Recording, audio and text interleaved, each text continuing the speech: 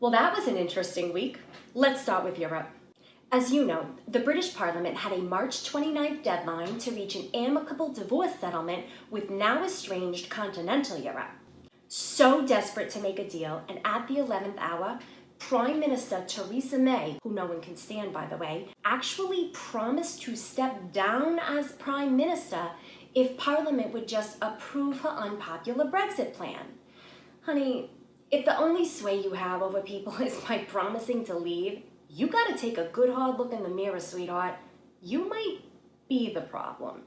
It's not everyone else. This reminds me of the time my roommate, who no one could stand, promised to move out if I would give her my $400 Dyson Supersonic hairdryer. Like, bitch, take the blower. Just get out of my hair and my life.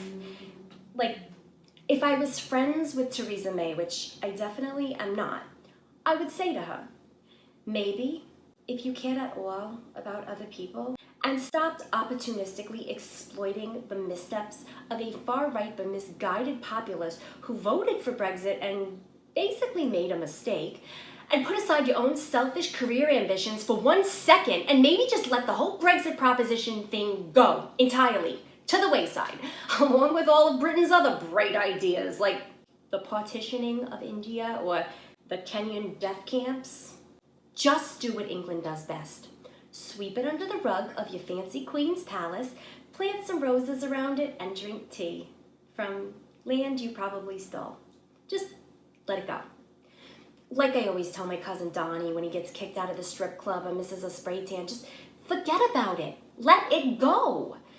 Well, enough about me. The point I'm trying to make is England needs continental Europe. So Prime Minister May, stop trying to treat it like an empty-calorie continental breakfast you don't want. Look, I get it. It's a combination of Europe's unimpressive GDP rates and lack of natural resources to exploit. Though I do love a good Italian, crisp, acidic tomato. But with no oil reserves, no cobalt, no cadmium or diamond mines, maybe England's right. Maybe the future is not European. Maybe it's Eurasian. Let's move on to Ukraine. Comedian Volodymyr Zelensky is leading Ukraine's presidential race. He's an actor with no political experience who plays a president on TV.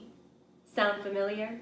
A comedian with no political experience whatsoever, or political positions for that matter, who thinks they'll make a great leader? Like I said, Rachel Arac for president. It's what you know you want. You need me, like Big Pharma needs to make up diseases to treat. And like England needs to turn toward Asia, the land of innovation.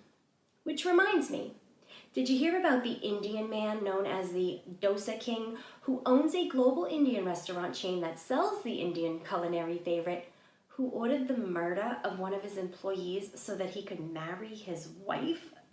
How very 12th century or Henry VIII of you, Dosa man. I mean, he's no king, and you'll be happy to hear his murder conviction was upheld.